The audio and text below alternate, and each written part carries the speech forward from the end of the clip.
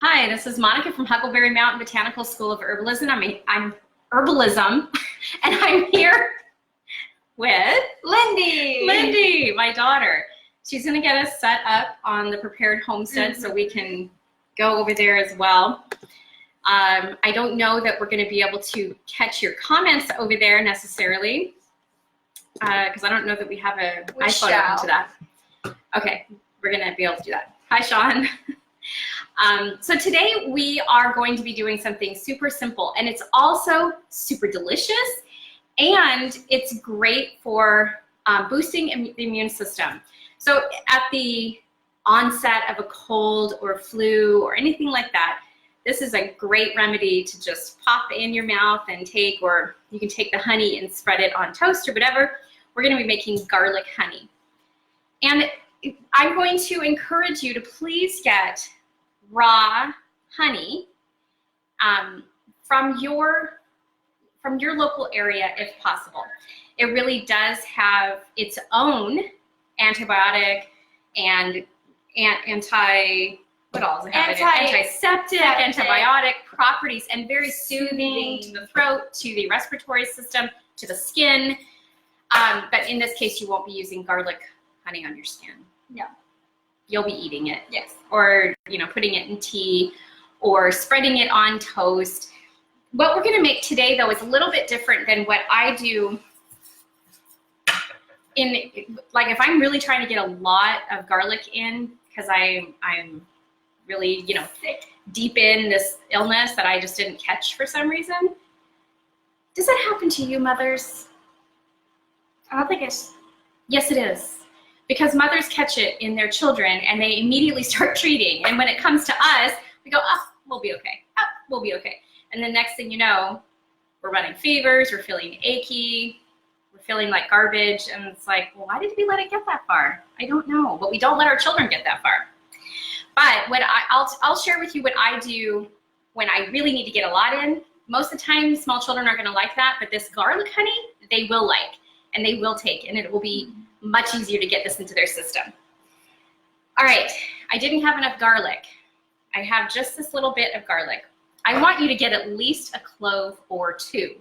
I'm sorry, a bulb or two. Not a clove, not a clove. And use a small jar, because I want you to make it more frequently. It likely will not go bad because honey really does have, what do we call it? Storage. It stores. Oh, it lasts. Preservative effects. I'm so glad I have my dictionary next to me. It does have preservative effects, but like I say so many times, if you make too much, it gets shoved back, it gets lost, and then you go to clean out your pantry, and you're like, there it is. Oh, look, there's all this stuff back there. Our pantry is ridiculously deep. I don't understand the design. I personally think that pantries should be max 12 inches deep and just wider so that you have more access to all your items. If it's super deep, you've got things in the back and it's hard to reach. Yes. The more surface area, the better. Yeah, and the other thing about pantries, we're totally off subject here, but the other thing about pantries, if they're really deep, and you don't want to use that back, because we've done that. We've been like, okay, we can only use the front half. Well, then you've wasted all of that space in the back.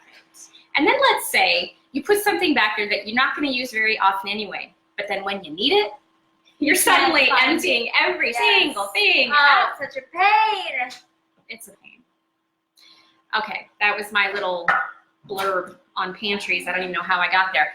But just use small jars. Just use small jars, especially if you're starting out and it's introducing herbs into your life is a new thing.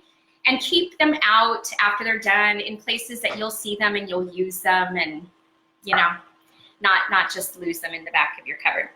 All right, so you're going to start with garlic cloves. You have two options here. If you have large ones, like this is a really large one, but then we have these tiny little small ones. So if you have large ones, I'm going to recommend that you cut them into smaller pieces. I don't trust myself with a knife. I just cut myself last week. It's healing really well, though. You can barely, well, let me see. It's going to focus. It's going to focus. Okay, wait. There we go. Wait. Okay, whatever. It's healing really well. And I think it's because I put yarrow and self-heal on it, and it that stopped the bleeding, and honestly, it's healing up pretty quick.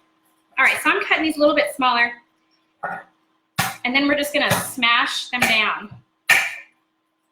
Depending on the size of your jar,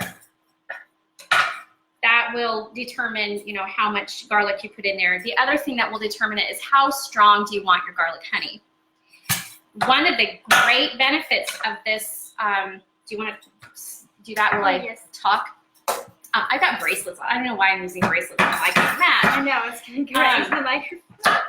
Anyway, one of the great things about this garlic is that you can just reach in and eat the garlic pieces. And so if you, it's called a tangent.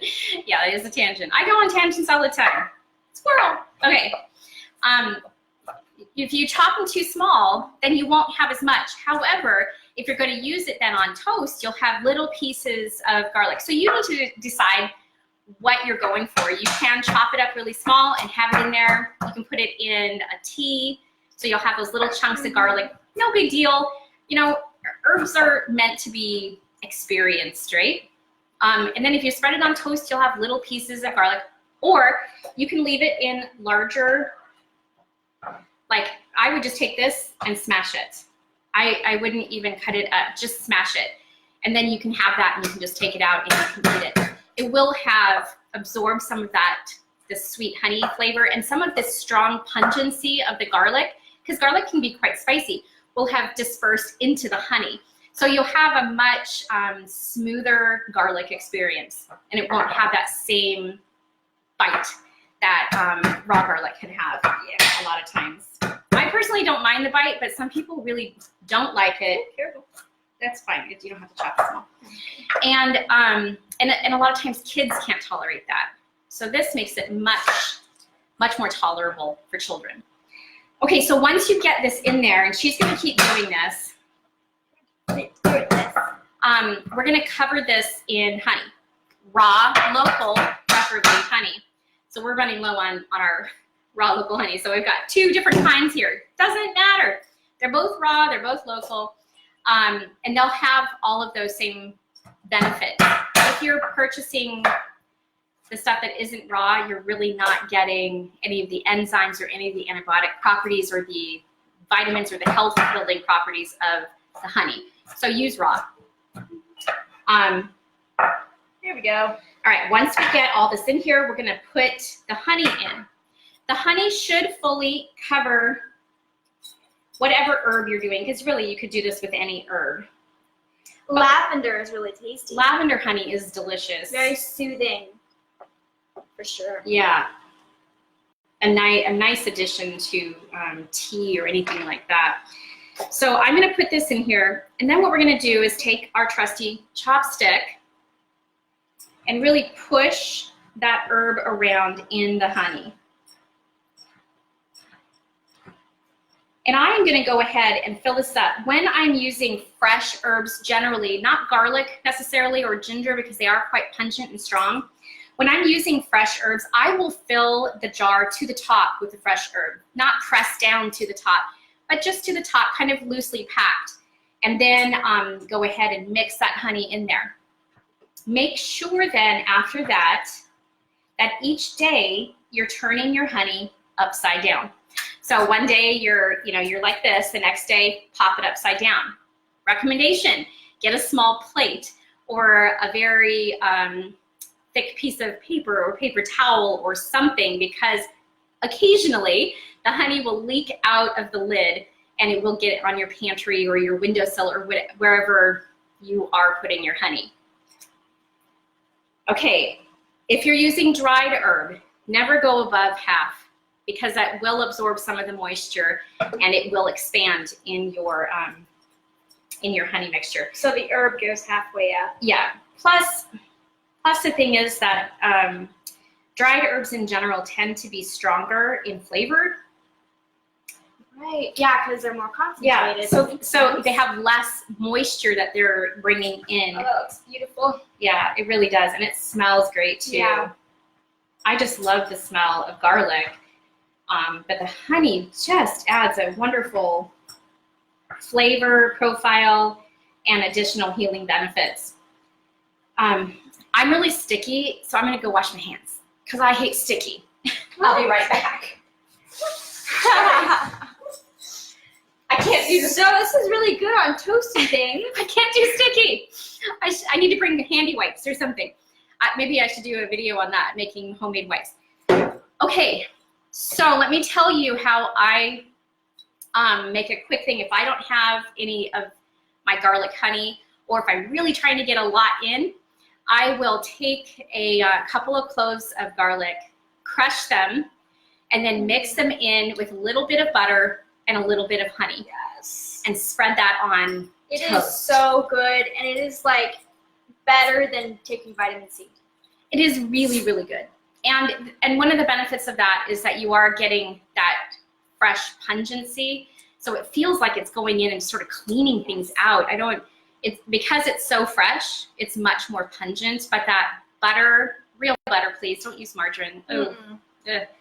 And the raw honey blending together with the garlic, you have the spicy and you have that kind of creamy sweet, and then you've got the real, honey sweetness. And I don't even put that much honey in there, just a little, to kind of cut back on the spiciness a little bit. And it's really good. So delicious. Okay, so I already made the label for this. I do want you to label it so you know what's in there. A lot of times we'll sit there and go, oh, I'll remember what's in there, and we don't. So label it. And then also when you made it, okay, July 22nd, 19. That way you know how old it is. This should last for months. And if you keep it in the refrigerator, it'll last for a long, long time. Because the garlic is in there and it's bringing in a little bit of its juices and all of that, it is not going to allow that honey to crystallize. And like I said, today we'll keep it like this. Tomorrow we're gonna flip it and do it like that. Infuse it for at least a week and then taste it. And if it's not strong enough, just let it keep doing its thing.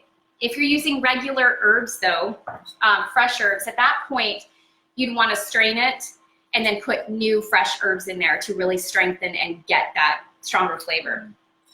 But when it's garlic, you just want that to stay in there. Yeah. So, all right, I think that is it. Don't forget about our Facebook event coming up on Sunday. It's almost here, where I'm going to be doing giveaways and a few different herbal preparations during that to kind of introduce our herbal preparations course that we're releasing August 1st, and we'll be releasing a new part of that. What is it? Herbal Prep 101, 102, 103, 104, and 105 each month for the next several months. So I guess that is it. I will see you tomorrow. And until next time, health and joy. Bye.